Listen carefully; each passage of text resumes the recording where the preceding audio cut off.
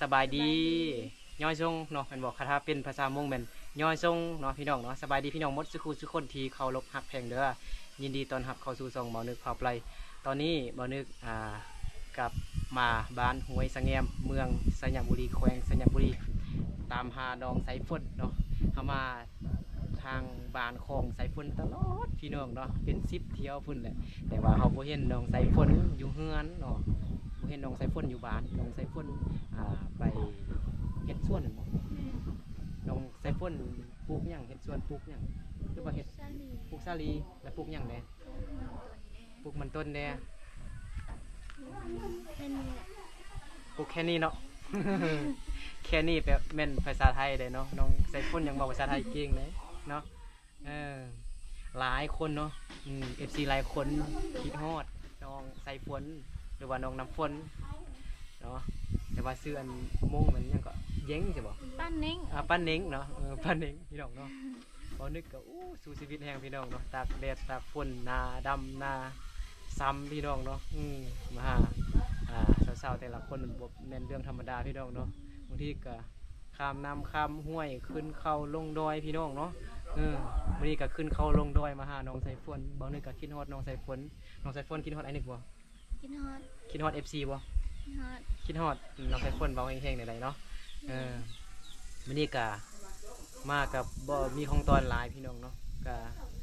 ซื้อขนมมาเล็กๆน้อยเดี๋ยวบ่นึงจะเอาขนมให้น้องไสฝนนึงก่อนเนาะโดนเขาบ่ได้เห็นไสฝนแล้วเด้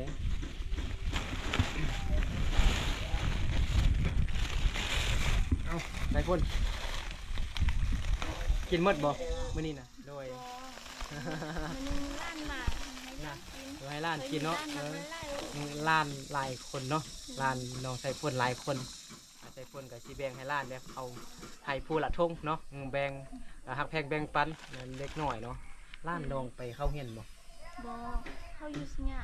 อยู่ไสยะพุ่นนะเลยเข้ามาช่วยแม่เขาเฮ็ดให้ส่วนล้านน้องนะเลยเขาก็เฮ็ดส่วนได้แล้วนะจักปีซั่นน่ะแนวใดพ่อแม่พามาพ่อแม่พามาอยู่เคยเฝ้าแล้วพ่อแม่เคยกับกับพ่อแม่พ่อแม่กันล้านน่ะเนาะไปเฮ็ดให้เนาะเฮ็ดส่วนน้องไสฝนว่าปลูกมันต้นแล้วก็ปลูกขิงแน่นบ่มีบ่มีปลูกขิงแน่ปลูกเขาและสาลีพี่น้องเนาะมันต้นได้เนาะมันต้นหรือว่ามันสำปะหลังพี่น้องเนาะน้องไสฝนมื้อนี้เป็นพักผ่อนบ่ได้ไปสวนแม่นบ่แม่อื่นจะไปส่วนงัวเฮ็ดน้องมีสวนงัวได้แม่นบ่น้องไสฝนเลี้ยงควายบ่เลี้ยงอยู่ควายจักตัวประมาณ7ตัว7ตัว8ตัวเนาะควายเนาะน้องไสฝนมีควายเลยพี่น้องเนาะขายควายตัวนึงนี่ซื้อรถยนต์ได้เลยเนาะพี่น้องเนาะซื้อรถใหญ่หั่นน่ะ เอาถ้าน้องซื้อรถใหญ่แล้วไผสิครับอ้ยังอยู่เฮือนบ่เลยจังได๋บ่อ้ายบ่อยู่อ้ายอยากไปขี่รถแล้วอ้ายไปขี่รถ อ้ายไปขี่รถแล้วว่าซั่นเนาะอ้ายไปขับรถแบบคนทรงแบบต่างเครื่องบ่ยังหั่นบ่น้องไสฝ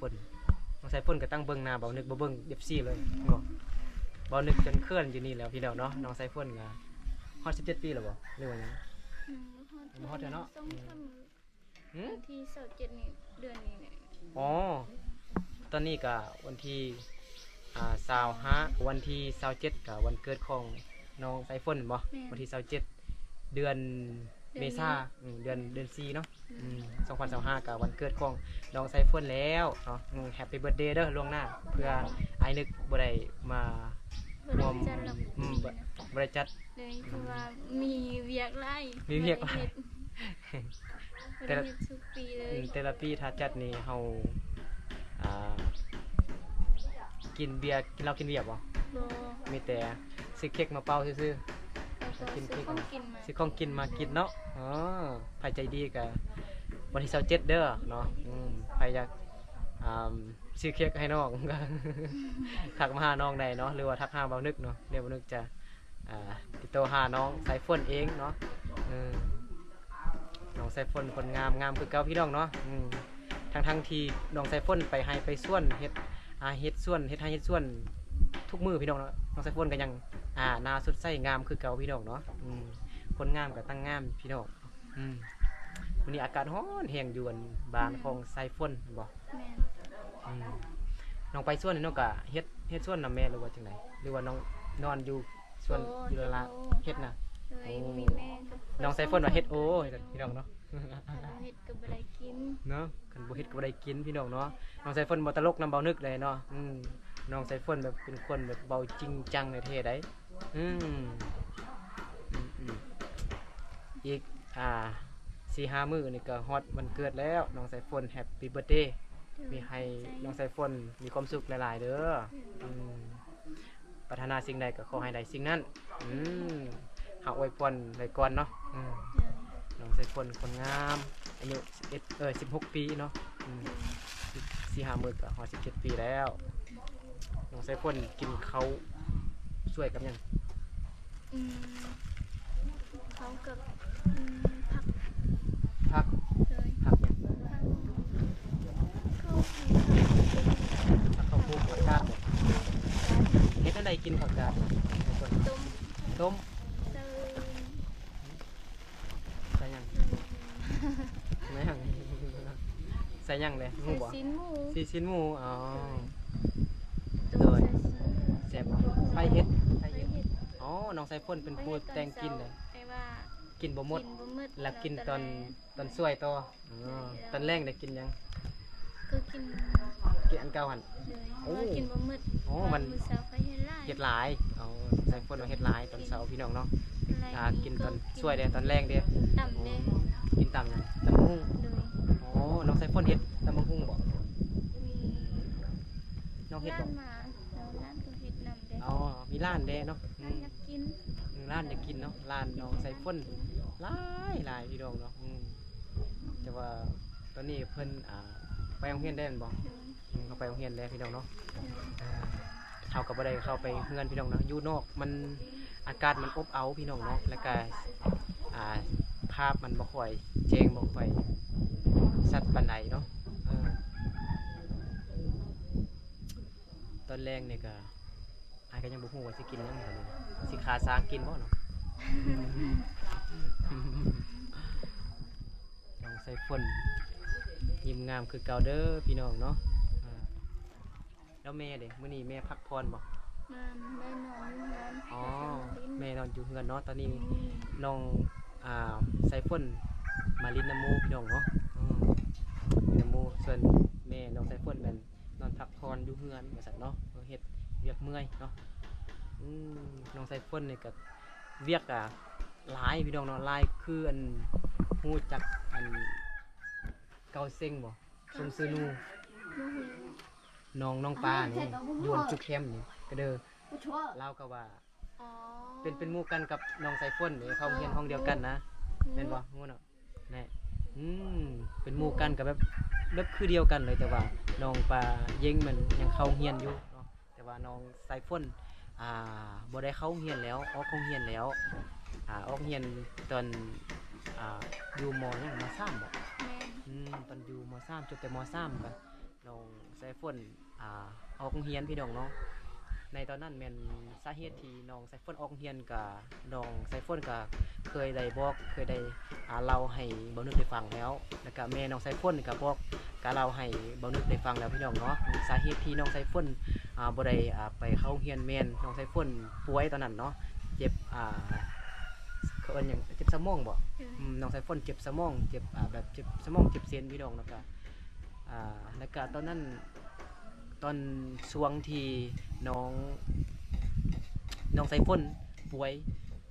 พอน้องสายฝนก็แยกทางกันกับอันแม่นบ่ เลยตอนนั้นเคยกำลังจะเซ็ง เซ็งเนาะ เลย แล้วพ่อกับแม่เรา พี่ก็ออกเดือนหนึงแล้ว อ๋อ ก็ได้ก็เห็นพี่แล้วเดือนสองก็ได้เห็นได้เดือน โดนน้องสายฝนเด้อผู้สาวที่อันบ่นึกเคยได้สัมภาษณ์มาก็ล้วนแต่พ่อแม่ แยกทางกันพี่น้องเนาะน้องไปยิงกับพ่อแม่แยกทางกันเนาะก็ได้ตนเพิ่นอยู่น้องนุก็คือกันเนาะกำพร้าแม่กำพลอยพ่อพี่น้องเนาะน้องนุก็ได้ส่วนน้องสายฝนแม่นกำพลอยพ่อเนาะพ่อก็ไปอยู่บ่อนอื่นแล้วเนาะตอนนี้อยู่บ้านอยู่เฮือนของน้องสายฝนก็ยังแต่น้องสายฝนแม่มี2คนบ่อยู่เฮือนน่ะ3 คน แต่ว่า มีใครเนี่ย ผู้หนึงไปเรียน อายบอกเนาะ อายน่ะ อายกับไปเฮ็ดเวียกอยู่บอนไกลล่ะพี่น้องเนาะปัจจุบันนี่ก็แบบอยู่นำกันทุกมื้อนี่ก็มีแต่น้องไซฟอนกับอีแม่น้องแม่ของไซฟอนพี่น้องเนาะก็ดีตนสงสารหลายพี่น้องเนาะแต่ละ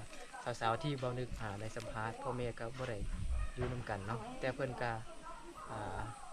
มีความสุขอยู่เนาะแล้วคิดฮอดพ่อบ่ไซฟอนคิดฮอดพ่อบ่ คิดฮอด หน้าจอมืดแตะหน้าจอ เขาก็มาเบิ่ง น่ะ เลย มาตอนไหนเดือนแล้วบ่ โดนแล้ว ปีกายหรือว่าปีนี้ ปีนี้ ปีนี้นะไปจากเดือนแล้ว จะพรบุญนะพอ บุญหยั ส่ ง งเงินมาให้ บุญหยังอ๋อเงินพอได้ส่งเงินให้น้องฝนบ่ เลย อ๋อพอส่งให้หลายบ่ ก็500,000กีบพี่น้องเนาะประมาณบ่ฮอดพันประมาณ600พี่น้องเนาะประมาณ600กว่า700พี่น้องเนาะถ้าเป็นเงินบาทเนาะพอส่งให้น้องฝน500,000นั่นบ่ เดือนออกแล้วพอส่งมา อ๋อ เงินเดือนพอออกแล้วส่งมาว่าซั่นเนาะพอน้องสายฝนเป็นยังก็ตำรวจเฮ็ดหยัง ไปเรียน เฮ็ดเวียกอ๋อเฮ็ดเวียกแบบเป็นกรรมกรมันยังบ่ ก็ไปเห็นอีก เนี่ยไหน ไอ้นี่แหละ ฮะ คือไอ้นี่แหละไปเห็นเลยคือไอ้นี่แต่ว่าเห็ดโบเห็ดบน แม่นยังเฮ็ดเวียกคืออ้ายนึกนะ โอ้ เฮ็ดก็ขับรถเนาะขับรถขับรถขับรถใหญ่พี่น้องเนาะส่งคนส่งเครื่องของต่าง โบเคยโบเคยไปขึ้นรถจุกเล็บ ๆแมคโครพี่น้องเนาะพอของน้องสายฝนขับรถจกพี่น้องเนาะรถแมคโครเนาะอยู่บ้านเฮารถจกเนาะเป็นรถแมคโครแหละพี่น้องเนาะจกดินจกน่องมันอย่างเนาะจกนาเก่งเนาะแต่ว่าพอสายฝนเนี่ยบ่ได้อยู่นำแม่สายฝนแล้วแม่นบ่แล้วพอมีเมียใหม่แล้วบ่มีแล้ว แต่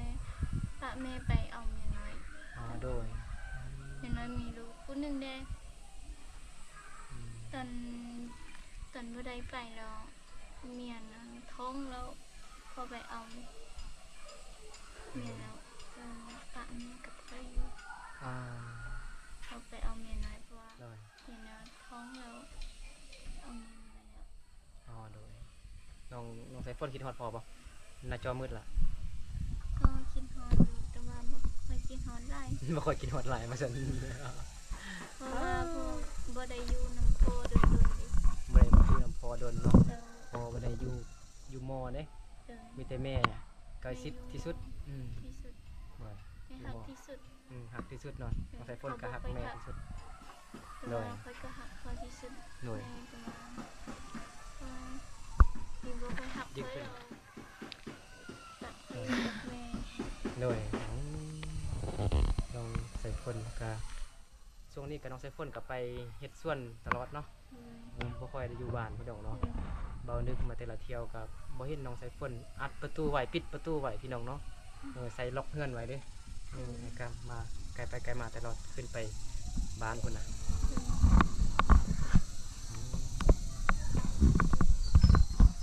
แค่นั้นแหละพี่น้องเนาะน้องสายฝนหรือว่าน้องปานิ่งเนาะ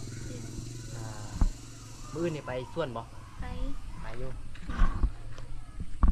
ไปงัดมันต้น งัดมันต้น ยัง เอ้า บ่แล้วเถอะ ยังอยู่ เลย โลเท่าใดแล้วตอนนี้น่ะ บ่ฮู้ โอ้โหบ่ได้ทำแม่บ่ บ่ได้ทำ ประมาณพันปลายบ่เนาะ แต่ว่าข้อยบ่ฮู้ มันพันกว่ากีบเลยเนาะ บ่ พันก ฮู้ ว่ากีบเลยพี่น้องเนาะ แม่บ่ได้ทำ 1,000 กว่ากีบ เพรา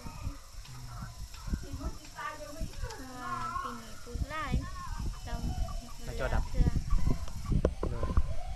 มื้อปีนี้ปลูกหลายบ่ปีนะ ไป จักประมาณที่เราไปนี่ปลูกจักเป่า บ่ฮู้แล้วบ่ได้ อ๋อ ตัวเก่ายังบ่ทันกูมาหมดเทื่อเพิ่นบอกบ่ทันงัดมาหมดเทื่อเนาะงัดตัวเก่าหมดมาก่อนแล้วจึงไทยอีกเนาะไทยดินแล้วก็บ่ได้ไทยนะ ปีนี้บ่ไทยแล้ว บ่ไทยแล้ว แม่บ่ไทยแล้วแม่จะปลูกซาลีแดง บุกซาลีเดเนาะอ๋อ ซาลีแดง น้องสายฝนมันไหนไปชวนตลอดพี่น้องเนาะช่วยแม่แล้วก็น้องสายฝนก็เป็นคนแบบหักแม่หลายเนาะหักแม่หลายเลยบ่แม่นแต่น้องสายฝนคนอื่นก็หักแม่หักทุกคนแหละเนาะยกเว้นแต่อันคนขี้ดื้อเนาะ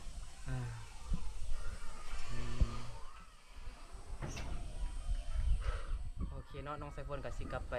นึ่งข้าวเปล่าไฟแล้วพี่น้องเนาะตอนนี้น้องสายฝนก็มาอยู่มาลินนำเล็กน้อยหรือว่ามาลินนำโมพี่น้องเนาะลงมาเตอร์นี่เนาะเงินน้องสายฝนมันอยู่เทิงพุ่นเนาะอยู่เข็มทางรถใหญ่พุ่นจอมืดละเอากับบ่มีหยังมาตอนน้องสายฝนหลายเนาะก็แต่ขนมที่ซื้อมาหน้าก่อนจึงกลับมาอีกซื้อมาอย่างมายานแต่น้องสายฝนบ่อยู่กับเส้นทางน้องสายฝนแล้วยันน้องสายฝนบ่อยู่เฮือนเนาะบ่อยู่บ้านเนาะยันน้องสายฝนไปหาอยู่หากินหั่นนะก็เลยซื้อแต่ขนมเนาะอันที่ซื้ออันเป็นชิ้นมายังก็ยันมันอันนั้นนะยันคันน้องสายฝนอยู่กับมันบ่เป็นหยังเนาะยันมันบ่มีตู้เย็นใส่หั่นนะเอากับบ่กล้าฝากเครื่องคองนำเพิ่นยันมันเป็นภาระเพิ่นมันรบกวนเพิ่นน่ะนะพี่น้องเนาะวันนี้ก็เลยซื้อแต่ขนม2 ถุงให้น้องสายฝนไปกินนำหลานเนาะแต่ขนมจำนี้น้องเสียใจบ่ ดีใจโอ้แมงไหมพี่น้องเนาะแมงไหมเดียดบ่ดึกเลยเนาะเบิ่งบ่ได้ของกินให้น้องนุ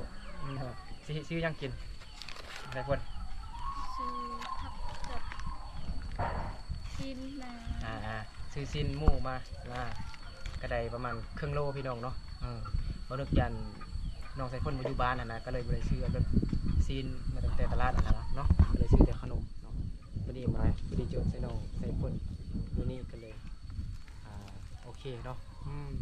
ก็เอาเงิน 50,000 ให้น้องซื้อขนมก็ได้เนาะหรือว่าคิดแต่อันนี้ขนมอันนี้มันไปซื้อซื้อบัตรก็ได้เนาะซื้อบัตรเนาะโดยเนาะขอบใจกันเด้อน้องสายฝนเนาะโดยไปซื้อบัตรก็ได้หรือว่าไปซื้อของกินก็ได้เด้อมื้อหน้าก็จึงมาก็พยังมาตอนน้องสายฝนอีกน้องสายฝนบ่ไปส่วนหรือว่าไปให้กันพี่น้องเนาะโอเคเนาะแล้วสิเว้าหยังนำ FC บ่กินฮอดเด้อจังได๋ออกไปกินฮอด FC หลายเด้อต้องบอกดูคือน้องโนนี่ทำอิดเนาะไอสิกลับเนาะบายเด้อโนเด้อเนี่ยเดี๋ยวน้องโนบอกไอ้ว่าไปกลับมาเด้อแบบไอ้นึกกลับไปบ้านแล้วก็กลับมาลินมื้อหน้าก็กลับมาลินน้องนุอีกเด้อน้องนุเนาะน้องก็เบิ่งคลิปอยู่ว่าคลิปน้องนุไม่ได้เบิ่งแล้วเนาะเพราะว่าเคยบ่เห็นเนาะโอเคเนาะเอาก็ขอบใจน้องสายฝนหลายๆที่ให้เฮามานั่งลินมานั่งคุยมานั่งล้มกันพี่น้องเนาะขอบใจน้องสายฝนหลายๆเด้อเนาะหรือว่าเพื่อนน้องปลาเน่งก็ได้เนาะแม่นบ่น้องปลาเน่งเนาะน้องปลาเน่งเนาะขอบใจน้องปลาเน่งหลายๆน้องสายฝนที่ให้บ่นึกได้ลมได้คุยนำเนาะโอเคเนาะพี่น้องเนาะเอาสำหรับคลิปนี้ก็บ่นึกก็ขอปิดคลิปไว้ชั้นนี้ก่อนเนาะเดี๋ยวน้องสายฝนกับบ่นึกก็ขอลาพ่อแม่พี่น้องหมดทุกคนไปก่อนแล้วเจอกันในคลิปต่อไปเนาะสบายดีบาย